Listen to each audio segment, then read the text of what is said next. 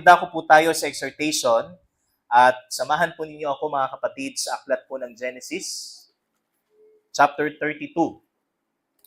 So ito po yung passage po natin for tonight. Genesis chapter 32 verses 22 to 32. Sa aklat po ng Genesis, Kabanata 32, talata 22 hanggang 32. Okay, so tingnan po natin sa ating mga Biblia. Basahin ko po at pagkatapos tayo po ay mananalangin. The same night he arose and took his 2 wives, his 2 female servants, and his 11 children, and crossed the ford of the Jabbok. He took them and sent them across the stream and everything else that he had. And Jacob was left alone. And a man wrestled with him until the breaking of the day. When the man saw that he did not prevail against Jacob, he touched his hip socket, and Jacob's hip was put out of joint as he wrestled with him. Then he said, "Let me go, for the day has broken." But Jacob said, "I will not let you go unless you bless me." And he said to him, "What is your name?" And he said, "Jacob." Then he said, "Your name shall no longer be called Jacob, but Israel, for you have striven with God and with men and have prevailed." Then Jacob asked him, "Please tell me your name." But he said, "Why is it that you ask my name?" And there he blessed him. So Jacob called the name of the place Peniel, saying, "For I have seen God face to face, and yet my life has been delivered." The sun rose upon him as he passed Penuel, limping because of his hip. Therefore, to this day, the people of Israel do not eat the sinew of the thigh that is on the hip socket, because he touched the socket of Jacob's hip on the sinew of the thigh. Purihin po ang Panginoon, tayo po'y manalangin. O aming Diyos, salamat po sa pagkakataong ito na muli po kaming makapag-aral ng iyong salita. Salamat, Panginoon, sa mga katotohanan na patuloy po namin na papakinggan at patuloy po namin na absorb mula po sa iyong pong salita. Tunay na ito po ay gabay po namin sa aming wastong pamumuhay. Kung inyo pong niloob sa amin na kami makapamuhay, na mayroong malapit na ugnayan sa iyo, ay ito ho ay pinapahayag niyo po sa aming patuloy sa pamamagitan po ng mga taong tinawag po ninyo. Kaya purihin ka, Ama, at patuloy po ninyong itago sa likod ng inyong pong kabanalan ang lingkod po na inyo pong gagamitin para maghatid nito, at ang mga tagapakinig, patuloy po ninyo kaming palakasin, Panginoon, sa tulong po ng inyong pong salita at illumination, Panginoon, ng Santong Espiritu sa amin pong pangunawa. Salamat po, Ama, purihin ka sa pangalan ng iyong anak na si Jesus. Amen at amen. Okay, ito pong buhay po ni Jacob ay hindi po iba sa buhay natin. It doesn't mean po na yung po mga Old Testament saints or Old Testament people, they were more good kaysa po sa atin. O mas mabuting tao sila kaysa sa atin, mas perpekto, kumbaga, sa paningin po natin, kumpara po sa atin, if we look sa ating mga sarili, so we're imperfect. Sabi nga, marami tayong mga flaws, marami po tayong mga weaknesses, marami po tayong mga faults sa buhay, marami po tayong mga failures sa buhay. Yan din po ang karanasan ng mga taong libong taon nang nakakaraan, na kung saan ay tinawag ho ng Diyos, at sila ho, mula po sa pagiging makasalanan, ay nakapamuhay po sila na wala silang ibang sinundan kundi ang Diyos. Wala hong ibang direksyon silang tinahak kundi ang direksyon na nais ng Panginoon para sa kanila. At ito din po ay nangyari sa buhay po ni Jacob. So, sino po ba si Jacob? So, hindi lang po siya, sa pagkakaalam po natin, hindi lang po siya isa sa mga patriarchs. So, we know that there are 3. Tatlo ho yung patriarchs. Si Abraham, Isaac, and Jacob. And si Jacob, so siya po ang younger, o mas nakababata sa kambal na anak po ni Isaac at ni Rebecca. So, ang nakakalungkot, sabi nga, ay ito ho yung isa sa mga problema noong pang-unang panahon hanggang sa panahon po natin ngayon. Yung pagkakaroon po ng favoritism sa mga anak. So mula sa panahon ni Abraham, sa panahon po ni Isaac, sa panahon po ni Jacob, so nagkaroon na po nung tinatawag nating epekto, nung tinatawag nating favoritism sa loob ng isang pamilya. Yan. So dahil sa favoritism, nagkawatak-watak ang magkakapatid, nagkaroon ng pag-aaway-away, so nagkaroon ng broken family, nagkaroon ng ika nga pati sa relasyon ng mag-asawa, so nagtatalo rin sila. Because of that, ano po? So dito natin makikita yung pagiging seryosong problema po kapag nananatili po sa tahanan ang pagkakaroon ng tinatawag nating favoritism. So actually, lesson po namin to doon sa Masteral na sabi po sa amin ay, if ever man ikaw ay may anak, so at meron kang parang favored doon sa mga anak mo, so huwag mo na sabihin kung sino. And when it comes to treatment, pantay-pantay ang pagtrato mo sa kanila. So, even though meron kang favored doon sa mga anak mo, huwag mo sabihin sa harap ng iba pang mga anak na, itong favorite kong anak. Ano po? So, hindi ganon. But, kailangan nandun po yung ating example ng pagmamahal ng Diyos, sapagkat ang Diyos ay wala pong partiality, sabi po ng Romans. Ano po? So, there's no partiality with God. But that's not our topic tonight actually. Ano po? It's just, ito po yung, kumbaga, background doon po sa pamilya po ni Jacob. So si Esau, siya po yung mas nakatatanda, pero isa po siya sa nadaya ni Jacob. So ibinenta niya yung kanyang birthright sa halaga lamang po ng isang lentil soup. Tapos ay na-deceive din niya ang kanyang ama. So nakuha po niya yung blessing, yung patriarchal blessing na dapat ay kay Esau. Okay? And even though nung pong ipanganak, ano po, so nung lumabas pa lamang po si Jacob sa mundo, so nakita ko nung magulang, ano po, na hawak ni Jacob yung heel o yung sakong ni Esau. So kaya pinangalanan po siyang Jacob, which means supplanter, or in other words ay grabber, mang-aagaw. Yan. So nakilala po si Jacob bilang isang mang-aagaw. So nang-agaw siya ng kanyang yung birthright ni Esau, then yung blessing supposedly ay kay Esau ay sa kanya po napunta, although we know that ito po ay nasa covenant po ng Panginoon. But sa kabila po ng lahat ng ito, sa kabila po ng ilang beses na pandaraya na ginawa ko ni Jacob sa kanyang pamilya, dahilan para magkahiwalay sila ni Esau, at nandun po yung kanyang takot na baka magkaharap muli sila, mag-cross muli ang kanilang landas, tapos baka patayin siya ni Esau kasi inagaw niya yung birthright ni Esau. Okay? So, ito yung event na ito. Ano po? Ito po yung nangyari po sa chapter 32 ng Genesis. So, kaya ang ating title po is Wrestling for Blessing. So, ano po yung significance ng wrestling for blessing? Or ano ba yung significance ng pangyayari na kung saan nakipambuno si Jacob sa Panginoon? So, kasi medyo it's too hard para sa atin na paano nakipambuno si Jacob sa Diyos. Yan. So, this is more of a what we call tinatawag po nating divine figure. So, and most likely ito po is the pre-incarnate ng Panginoong Jesus. O the pre-incarnate appearance ng Panginoon. So, yun po yung sitwasyon.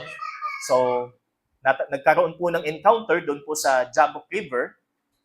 And ito ho ay naganap sa gabi. Of course, kasi before the dawn, sabi nga, bago dumating ang pagbubukan liwayway, so yun po yung event na yun. So nakipambuno po si Jacob sa ating Panginoon. But hindi po ibig sabihin na ang pakikipambuno pong ito ay pagpapamalas ng kanyang lakas o tanda ng kanyang pagiging makasarili. Kundi ito ay pagpapakita ng kanyang kahandaan na tumanggap ng blessing mula sa Diyos. So yung pakikipambuno niya is, this is some kind of agony for blessing. So ito yung paghihirap niya para siya ay tumanggap ng blessing mula sa Panginoon. Hindi ho ito'y bagay na parang ipinapamalas niya na higit siyang malakas kaysa sa Diyos. So yun po yung idea po ng wrestling po dito. Kaya this is wrestling for blessing. So there's the turning point. So this is the turning point actually from his past life of deceiving people At hindi lang po ito basta mga tao lamang, kundi ito po yung mga tao malalapit sa Kanya. He wrestled with the divine figure which left him limping but brought him to a life of blessing and dependence. So si Jacob, mula sa pagiging isang mga agaw o isang mandaraya, sa ho ay pinalo ng Panginoon, sa ho ay hinataw ng Panginoon tungo sa pamumuhay na katanggap-tanggap sa Diyos. So ito yung tinatawag nating turning point sa buhay po ni Jacob. Kaya, what are the key elements? Ano po, para po sa passage na yan, makikita ho natin. So what are the key elements na makikita ho natin dito po sa passage na ito? Importante ho na may lapat po natin sa buhay natin. Bilang tayo man, so namuhay din tayo in the past na talagang lantaran po ang kasalanan, di ba? So, how sinful we are, binabalikan po natin yan, not to do it again, hindi pa gagawin natin ulit, kundi magsilbi itong paalala sa atin kung gaano kasama tayo para tayo ay baguhin ng Diyos at para tayo ho ay pagpalain ng Panginoon. Di ba? Yun po yung makikita ho natin dito. Kaya, so this is wrestling for blessing, and the key elements here, so tingnan po muna natin sa verse 24. Okay, sabi po dito, and Jacob was left alone, and a man wrestled with him until the breaking of the day. So, mahalaga po sa buhay natin. So, when it comes to our prayer, mga kapatid, it is very important na magkaroon po tayo ng tinatawag nating solitude o yung tinatawag nating private moment with the Lord. Okay? Hindi po ito yung tipo na pag halimbawa tayo ho ay namuhay, tayo ho ay naligtas bilang isang Kristiyano, wala ho tayong exercise ng para bang tinatawag nating private moment sa Diyos na nagligtas po sa atin. Amen? Amen. So yun po yung makikita ho natin because here it says that he was left alone. So mag-isa lang ho si Jacob, although they were with his family, okay? So kasama niya yung kanyang pamilya, dalawang asawa. So hindi po ito nag-prescribe na okay lang na mag-asawa ng higit sa isa, okay? So he took his 2 wives, his 2 female servants, and his 11 children. So 11. Ano po? So, meron pang isa na hindi pinapanganak. Of course. Kasi may 12 sons po si Jacob.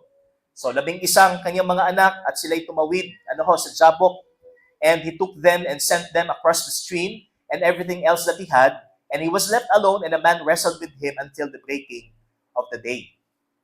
So, the first thing na makikita po natin dyan pagdating sa buhay po natin is yung personal encounter po ni Jacob sa Panginoon na wala siyang ibang kasama upang maging daan o ito'y maging daan para sa kanyang blessing o sa kanyang pagpapala. Okay? So that is the necessity for solitude. So that's why when it comes to prayer, it necessitates time for a private moment with the Lord. That's why, do you have a private time with the Lord? Is there a place in our home like Gethsemane where we spend our quiet time with the Lord? It is a very important element in our prayer life, to find a place where you can spend your best moment of your day. Ano po? Of the day. Ibig sabihin, ano ba ang pinakamasayang sandali mo sa isang araw? At saan mo ito ginugugol? Saan mo ito inilalaan? Saan mo ini-spend yung time na ito? Yung pinakamasayang parte ng araw mo. Yan, sa bawat araw. Di ba? Aasahan ba natin may pagpapala kung wala ho tayong private moment sa Diyos? May aasahan ba tayong answered prayer kung wala naman tayong initiative na mag-spend ng private time sa Panginoon? Hindi ba? Kaya the key to blessing is to spend a time. Sabi nga, maglaan po tayo ng time para po sa Panginoon, ikaw at ang Diyos. Amen? Mga kapatid? So ito po ang una nating makikita. That's why It's a very important element in our prayer life. So katulad po ng Panginoong Jesus, ano po? So lumalabas po siya sa kalagitnaan ng gabi upang manalangin sa kanyang Ama. Ano po? Walang definite na time, ano po? Or walang specific na time kung anong oras, but sa kalaliman po ng gabi, lagi po siyang lumalabas, ano po, para manalangin sa kanyang Ama. So ito po yung ating modelo. Ito po yung ating example. At sinabi din po ng Matthew chapter 6, verse 6, "But you, when you pray, go into your inner room and close your door and pray to the Father who is in secret. And your Father who sees what is done in secret will reward you." So hindi dapat na kailangan nakikita tayo sa ating pananalangin para masabing maganda ang ating buhay pananalangin. Kundi ang magandang buhay pananalangin na sinasabi ko dito is that naglalaan po tayo ng panahon na ikaw at ang Diyos lamang. Nakikipag-ugnayan po tayo na tayo lamang at ang Diyos. Ano po? Hindi ho tayo yung saka lang tayo pumipikit at yumuyo ko pagka may kasama o may kasabay. Ano ho? Which is the church. Dito lang po tayo nananalangin. Pero sa atin, hindi. Ano po? Or gaano tayo kadalas manalangin sa isang araw. Kaya, make a regular habit of spending your time with the Lord privately and secretly. So, hindi lang tayo tinatawag ng Bible o sinasabihan ng Bible na manalangin po tayo publicly. Ano po? Nakikita tayo ng madla. Nagsasama-sama po tayo at nakikinig po tayo sa labas at nananalangin. But it's a very important thing po na bawat isa po sa atin, kahit tayo ay hiwa-hiwalay, meron po tayong kanya-kanyang panahon o sandali para sa Panginoon. Okay? Then number 2, verse 25 and 26, "When the man saw that he did not prevail against Jacob, he touched his hip socket, and Jacob's hip was put out of joint as he wrestled with him. Then he said, 'Let me go, for the day has broken.' But Jacob said, 'I will not let you go unless you bless me.'" So the number 2, not only the necessity for solitude, but also the necessity for personal surrender. Yung pagsuko natin sa Panginoon. Hindi yung nananalangin ka ng private pero wala namang pagsuko ang iyong puso sa Diyos. O hindi ganap ang iyong pagsuko sa Panginoon. That's why this wrestling with God is not to para ipagmalaki niya yung lakas niya. Sa katunayan, ano pong nangyari sa kanya? Nung hinawakan po ng Diyos ang kanyang hip, ito ho ay na-dislocate. Yung balakang ho ni Jacob ay na-dislocate sa kanyang pakikipambuno para lamang tumanggap ng blessing mula sa Diyos. Imagine, naranasan po ba natin yan sa ating pananalangin, mga kapatid? Yung ating agony, para tayo ho ay pagkalooban ng pagpapala ng Panginoon. So, nandun yung ating talagang ayaw nating umalis sa presensya ng Diyos. Hindi tayo hihinto hanggat hindi tayo pagpalain ng Panginoon. Katulad po nung ating exhortation last Wednesday, in Luke chapter 18. Yung pong babae, yung widow, na lumapit sa isang judge dahil sa kanyang kakulitan, siya ho ay pinagpala din o pinagkalooban siya ng justice, ng katarungan dahil sa pangungulit niya. So, ito din po yung makikita ho natin dito kay Jacob. Hindi siya humihinto. Hindi siya tumitigil, hindi siya sumusuko, hindi siya nagsasawa na lumapit sa Diyos hanggat hindi siya tumatanggap ng pagpapala. Sa kabila ho nito, nangyari sa kanya. So, he became limp because doon sa kanyang hip injury na kanyang tamo sa kanyang pakikipambuno. So, he did not wrestle with God to prove that he can beat him. Instead, God broke his hip to teach him. It served as a permanent reminder of dependence of God, replacing self-reliance. So, bilang kapalit ng kanyang self-reliance, siya ho ay binigyan ng injury ng Panginoon. Siya ho ay, nagkaroon siya ng hip injury para turuan siya ng Panginoon na sa kanya lamang dapat siya dumepende. Sa Kanya lamang dapat siya magtiwala. Kaya, God often breaks us to bless us. God often breaks us to bless us. Hindi ho basta-basta lang ho matatanggap natin ang pagpapala ng Panginoon. Sometimes, kailangan po nating masaktan. Sometimes, kailangan po nating dumaan sa mabigat na suliranin o pagsubok bago natin matamasa ang pagpapala ng ating Diyos. Hindi ho ito yung humihiling ka at ibibigay agad. Ano po? I-claim natin yung sinabi sa Bible na, ask and it shall be given to you. Di ba? Yes, it is right. Ano po? Kung ipapanalangin natin yan, na naka-align po tayo sa will ng Panginoon. Pero if we ask, para lamang sa ating personal ambition, wala tayong aasahang sagot sa Diyos, of course, sapagkat hindi yan ang kalooban niya sa atin. Kaya, to bless us, God often breaks us first. Pararamdamin muna ho tayo. Ipaparamdam muna po sa atin ng Panginoon ang tinatawag nating struggles. Para makita natin na wala tayong ibang dapat pagtiwalaan kundi siya lamang. That's why brokenness comes first before blessing. Struggles are God's prerequisite for us to receive His blessings. Katulad po sa kaligtasan po natin. May naghirap bago po tayo magkaroon ng ganap na kaligtasan. May nagbayad sa halip na tayo magbayad para tayo magkaroon ng buhay na walang hanggan.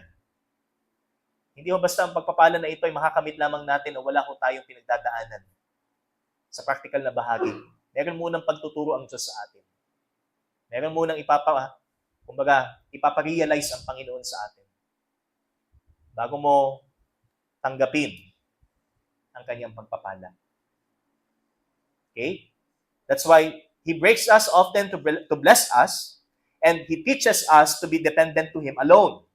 So, tinuturuan tayo ng Diyos para maging depende lamang o maging dependent lamang tayo sa Kanya.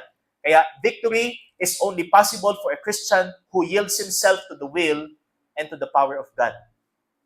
Walang tagumpay na naghihintay sa isang Kristiyanong sa sarili lamang siya umaasa, kundi sa kapangyarihan at kalooban ng Diyos. Kaya nga, nasa atin ang Santong Espiritu, mga kapatid.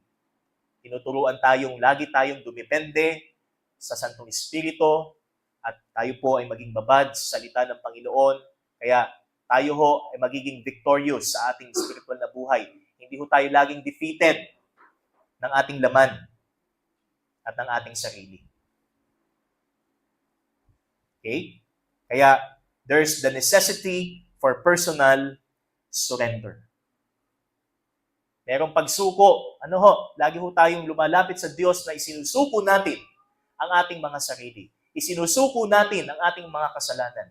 Isinusuko natin ang ating mga flaws sa Panginoon.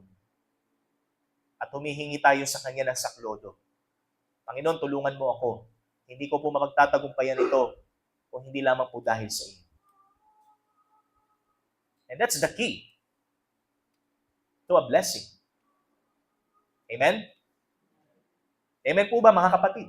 Amen. Sana ito ho ay nakikita natin sa ating mga sarili.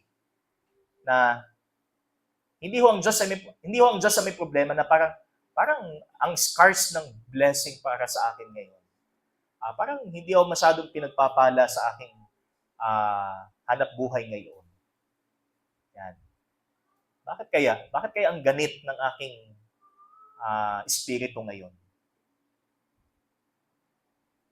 Sapagkat sinasabi ho dito, baka hindi mo na ibibigay ng buo ang dapat mong ibigay sa Diyos.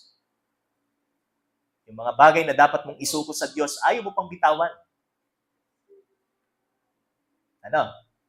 Kumbaga, meron pang withholding na nangyayari. So we cannot survive in it if there's still something that withholds, sabi nga, in us. Para ito ay isuko natin sa Panginoon. Kaya surrender yourselves to the Lord and He will bless you. There must be a personal surrender first. Sabi nga, There must be an act of personal surrender bago po ang pagpapala. Katulad ni Jacob, nasaktan muna siya. Siguro ito yung consequence. Ano po? O ito talaga yung consequence doon sa kanyang pandarayang ginawa sa kanyang mga mal sa buhay. Di ba? Tinuruan siya mabuti ng Panginoon para sa kanya lamang siya magtiwala. Okay? And finally, number 3 is the necessity for personal confrontation, verse 27 and verse 28. Tingnan po natin. And he said to him, "What is your name?" And he said, "Jacob." Tinanong nung angel of the Lord, tinanong po nung divine figure kung ano ang pangalan niya. Ano ang sabi ni Jacob? Jacob. Of course, yun yung name niya, nang ibig sabihin, deceiver, trickster, mandaraya, mangaagaw. So, hindi lang basta sinabi niya yung pangalan. Hindi na siya sumagot in a way na dahil tinanong siya kung anong pangalan niya. Pero meron po itong impact or meron po itong significance, mga kapatid, na kung saan, kapag tanungin po tayo, sabi nga, pag tayo ay lumalapit sa Panginoon, hindi po tayo nagpipretend. We are true. Sabi nga, totoo po tayo sa ating mga sarili. To be true to ourselves, it is necessary confronting our sins. Ano po? Kinukumpronta natin ang ating mga sarili sa harapan ho ng ating Diyos. Hindi ho natin ikinukubli ang ating mga kasalanan. Okay? It is necessary to be true to ourselves, confronting our sins, plead to the Lord for His grace and forgiveness, and willfully embrace the new life na kanyang ibibigay. So sa part ho ni Jacob. Then sa part naman natin, so lagi ho tayong nagkakasala sa Panginoon, lumalapit tayo sa Diyos na totoo sa ating mga sarili. Ano po? Nararapat lamang na tayo maging totoo sa ating mga sarili. Wala tayong tinatago sa Panginoon. Lahat ng ating mga kasalanan ay ating inilalahad sa Kanya. And that's the key to a blessing also. We should confront ourselves. Ano po? Sarili muna natin ang ating kumprontahin bago ang iba. Magaling tayong pumuna ng iba, di ba? Bilang tao, sa ating panukat, magaling tayong pumuna ng kahinaan ng iba, kahinaan ng mga taong wala sa Panginoon, yung kahinaan naman natin, hindi naman natin inilalahad sa Diyos. Ikinukubli natin. Walang pagpapalang matatanggap ang taong may ganitong puso. Kundi ang taong may pusong tinatanggap niya ang kanyang pagkakamali at ang kanyang kasalanan. Ina-admit niya ang kanyang kasalanan. That's why let us confront ourselves first before others. Sarili muna natin ang ating kumprontahin bago ang iba.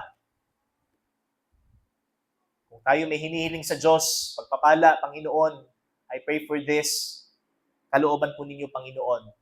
Pero parang hindi sumasagot ang Panginoon. Hindi ibig sabihin, ayaw ng Diyos. Ano po? Kung ito naman ay mabuti at kung ito ay naka-align sa kanyang kalooban, maaaring hindi pa napapanahon para ibigay niya ito sa iyo. Meron pa siyang nais ituro sa iyo.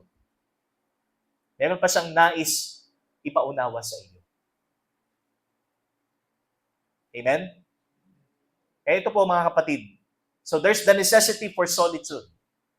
There should be a practice of spending a private time with the Lord. And spending our private time with the Lord, there must be personal surrender and there must be confrontation of ourselves. Kinukumpronta natin ang ating mga kahinaan, ang ating mga sarili. At isinusuko natin ang lahat ng ito sa Panginoon. Kaya, kung may wrestling man po na nangaganap ngayon sa ating mga buhay, ito ay pakikipambuno po natin sa ating sarili. Kay Jacob, siya ho'y nakipambuno sa Diyos at siya ho ay nagkaroon ng permanenteng injury bilang paalala sa kanyang buhay before. sa atin. Ano po? Meron din pong paalala ang Panginoon po sa atin. At ang paalala ho niya sa atin, kailangan ho nating isuko ang ating mga buhay at kailangan ho nating ikumpronta ang ating mga sarili at palagi ho tayong humilig sa Panginoon. Always yield. Sabi nga, let us yield always sa ating Panginoon, to the will and to the power of God. And that's the key to a blessing.